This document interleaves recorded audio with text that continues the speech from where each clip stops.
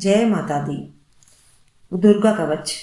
चंडिका देवी को नमस्कार। महर्षि मार्कंडेय जी ने कहा, हे ब्रह्मा जी, जो संसार में परम गुप्त है, मनुष्य की इस प्रकार से रक्षा करने वाला है जो पहले किसी को आपने आज तक नहीं बताया, ऐसा साधन मुझे बताइए। ब्रह्मा जी बोले, हे प्रिय, ऐसा साधन तो देव का कवच ही है जो अत्यंत गुप्त, पवित्र तथा संपूर्ण प्राणी को उपकार करने वाला है। ऋषि राज, उसे सुनो। देव की 9 मूर्तियां हैं जिनको की नव दुर्गा कहते हैं। उनके पृथक पृथक नाम बताता हूँ। पहली का नाम शैलपुत्री है, दूसरी मूर्ति का नाम ब्रह्मचारिणी है, तीसरी चंद्र घंटा के नाम से प्रसिद्ध है, चौथी मूर्ति को कुष्मांड कहते, पांचवी दुर्गा का नाम रुकुंद माता है, देव के छठे रूप को कात्यायनी कहते, सातवां काल रात्रि जो 8वां महागौर के नाम से प्रसिद्ध है, और नवी दुर्गा का नाम सिद्धात्री देवी है। यह सब नाम वेद भगवान के द्वारा ही कहे गए हैं। जो मनुष्य अग्नि में जल रहा हो, शत्रुओं से घिरा हुआ हो और बड़े संकट में ग्रस्त हो और भय से पीड़ित हो, यदि वह इन नामों को स्मरण करे, उसको कभी भी किसी प्रकार का शुभ नहीं होता। युद्ध के समय संकट में पड़ने पर भी उसके ऊपर कोई विपत्ति दिखाई नहीं देती। उनको दुख, भय और शोक की प्राप्ति नहीं होती। हे देवसी, जो भक्तिपूर्वक तुम्हारा नाम स्मरण करते हैं, निश्चय ही उनकी वृद्धि होती है। जो तुम्हारा नाम स्मरण करते हैं, निश्चय ही निसंदेही उनकी वृद्धि होती है, रक्षा होती है। चामुंडा देवी प्रेत पर स्थित होती है, अर्थात प्रेत की सवारी करती है। बारी भैंसे पर सवारी करती है। इंद्री ऐरावत की सवारी करती है। वैष्णो देवी गरुड़ की सवारी करती है। महेश्वरी वृक्ष पर आरूढ़ होती है। कुमारी का वाहन मयूर है। हाथ में कमल ली विष्णु की प्रिय लक्ष्मी देवी कमल में स्थित होती है। बैल पर सवार ईश्वरी देवी ने सफेद वस्त्र धारण कर रखे। ब्रह्माणी देवी हंस पर बैठी हुई है, सब प्रकार के आभूषणों से भूषित है। इस प्रकार ये सब माताएं सब योगों से युक्त अनेक प्रकार के आभूषणों रत्नों से शोभित है। यह सब देवियां क्रोध में भरी हुई है और भक्तों की रक्षा के लिए रथ पर बैठी हुई है। शंख, चक्र, गदा, मुशल, तोमर तथा पास, कुंत और त्रिशूल एवं उत्तम सारंग धनुष आदि अस्त्र शस्त्र अपने हाथों में दान करती है। दैत्यों का नाश करना, भक्तों को अभय दान देना, देवता का कल्याण करना, यही उनके अस्त्र शस्त्र दान करने का उद्देश्य है। कवच आरंभ करने से पहले इस तरह से प्रार्थना करनी चाहिए, माँ बरसाने वाली, माँ उत्साह वाली, तुम मान भय का नाश करने वाली हो, तुम्हें नमस्कार है। तुम्हारी ओर देखना भी कठिन है। शत्रु का भय बनाने वाली जगदम्बिके, मेरी रक्षा करो। पूर्व दिशा में इंद्री मेरी रक्षा करे। अग्नि कोण में अग्नि शक्ति, दक्षिण दिशा में वाणी तथा नेतृत्व कोण में खड्ग धारणी मेरी रक्षा करे। पश्चिम दिशा में वाणी और वह कोण में मृग पर सवारी करने वाली देवी मेरी रक्षा करे। उत्तर दिशा में कुमारी और ईशान कोण में सूर्य धारणी देवी रक्षा करे। हे ब्रह्माणी, तुम ऊपर की ओर से मेरी रक्षा करो। वैष्णो देवी नीचे की ओर से मेरी रक्षा करे। इसी प्रकार सब की सवारी करने वाली चामुंडा देवी दसों दिशा में मेरी रक्षा करे। जया आगे से और विजय पीछे की ओर से मेरी रक्षा करे। वाम भाग की अस्थिता और दक्षिण भाग की रक्षा करे। दोपनी शिखा की रक्षा करे। उमा मेरे मस्तक पर विराजमान होकर रक्षा करे। ललाट में माला धारणी रक्षा करे। यशस्वी देवी मेरी भुक्तियों की रक्षा करे। भो के मध्य भाग में तीन नेत्रा और नथनों की यम घंटा देवी मेरी रक्षा करे। दोनों नेत्रों के मध्य भाग में सांखनी और कान में द्वारवासिनी रक्षा करे। कालिका देवी कपोलों की तथा भक्ति सांकरी कानों के मूल भाग की रक्षा करे। नासिका में सुगंध और ऊपर के होठ में चर्चिका देवी रक्षा करे।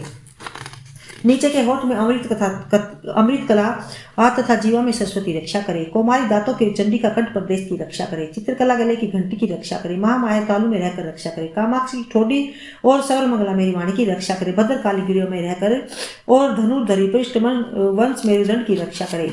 कंठ के बारी भाग में नीलगिरी और कंठ की नली की नल को भी रक्षा करे। दोनों कंधों में खंडग्नि और मेरी दोनों भुजाओं में धानी रक्षा करे। दोनों हाथों की दांडली उंगलियों की अंबिका रक्षा करे। सुलेसिल नखों की रक्षा करे। कुलेसिल कुक्षी पेट की रक्षा करे। हे महादेवी, दोनों सपनों की ओर सूल धारणी देवी उदर में रहकर रक्षा करे। नाभि की कामनी और बाकी की रक्षा करे। पूतना और कामी का लिंग की महिषवाहिनी गुदा की रक्षा करे। सर्व कामना को पूर्ण करने वाली देवी कटी भाग की विदन वासनी घुट्टियों की रक्षा करे। महाबली देवी दोनों पिंडलों की रक्षा करे। नासिका दोनों घुट्टियों की और तेजस्वी देवी दोनों चरणों के पृष्ठ भाग की रक्षा करे।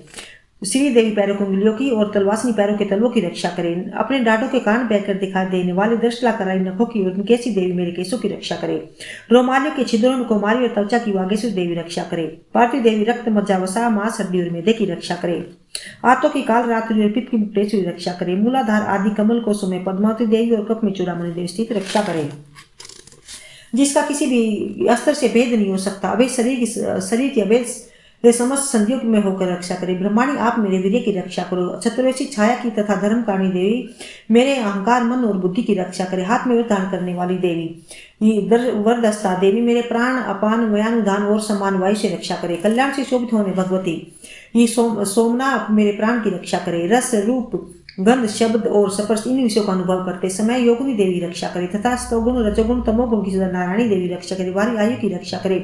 वैष्णो देवी धर्म की रक्षा करे। चक्र धारण करने वाली देवी यश, कीर्ति, लक्ष्मी तथा धन की विद्या धन्य कीर्ति लक्ष्मी धन तथा विद्या की रक्षा करे। इंद्राणी आप मेरे मान की रक्षा करे। चंडिके तुम मेरे पशु और धन की रक्षा करो। माँ लक्ष्मी पुत्रों की रक्षा करे। भैरवी पत्नी की रक्षा करे। राज दरबार में महालक्ष्मी रक्षा करे तथा सब ओर से व्याप्त रहने वाली जय देवी संपूर्ण भय से मेरी रक्षा करे। देवी जो स्थान कवच में नहीं कहा गया है, अंत एवं रक्षा से रहित है, वह सब तुम्हारे द्वारा सुरक्षित हो, क्योंकि तू जैसानी और पाप नाशनी हो। जो मनुष्य अपना भला चाहे तो कवच के बिना कहीं एक पग भी नहीं जाए। कवच का पाठ करके ही यात्रा करे। कवच के द्वारा सुरक्षित मनुष्य जहाँ भी जाता है वहां उसे धन लाभ होता है। संपूर्ण कामनाओं की सिद्धि करने वाले विजय की प्राप्ति होती है। वह जिस वस्तु का चिंतन करता है वह वस्तु निश्चय उसको प्राप्त होती है और उसको अतुल ऐश्वर्य की प्राप्ति होती है। युद्ध में उसकी पराजय नहीं होती, तीनों लोकों में पूज्य होता है। यह देव का कवच तो देवताओं के लिए भी दुर्लभ है। जो मनुष्य तीनों संध्या में नियम पूर्वक इसका पाठ करता है उसे देव कला प्राप्त होती है तथा वह तीनों लोकों में अर्चित होता है। इतना ही नहीं, वह अल्पायु रहित होकर 100 वर्षों से अधिक आयु तक जीवित रहता है। मकड़ी, चेचक और कोढ़ आदि उसकी संपूर्ण व्याधियां नष्ट हो जाती हैं। स्तम्भ विषम, जगम विषम और कृतम विषम और पृथ्वी पर होने वाले संपूर्ण विचारक, मंत्र, यंत्र, स्थल, जीव, पखेरु, प्राणी, जलचर प्राणी, उपदेशिका, सात उत्पन्न हुए ऐसे कुल में उत्पन्न रोग, गढ़माला, डाकनी, शाकनी प्राणी और महाबल वाली घोर डाकनियां, ग्रह, भूत, पिचास, यश, गंधर्वराक्ष, ब्रह्मराक्ष, बेताल, कुष्मांड और भैरव आदि निष्काट देवता भी हृदय में कवच धारण किए रहने पर उस मनुष्य को देखते ही भाग जाते हैं। कवचधारी पुरुष को राजा के समान वृद्धि प्राप्त होती है। यह कवच मनुष्य के तेज की वृद्धि करने वाला और उत्तम है। कवच का पाठ करके पुरुष अपनी कीर्ति से भूषित भूतल पर अपने सैद के साथ साथ वृद्धि को प्राप्त होता है। जो पहले कवच का पाठ करके उसके बाद सप्तशती चंडी का पाठ करता है उसकी जब तक मन पर्वत और कामों सहित यह पृथ्वी टिकी रहती है तब तक यहाँ पुत्र पौत्र आदि संतान परंपरा बनी रहती है। फिर देह का अंत होने पर वह पुरुष भक्ति माया के प्रसाद से नित्य परम पद को प्राप्त होता है, जो देवताओं के लिए भी दुर्लभ है। वह सुंदर देव रूप धारण करता है और कल्याण में श्रीकांत भागी होता है। ओम नमः चंडिकाय।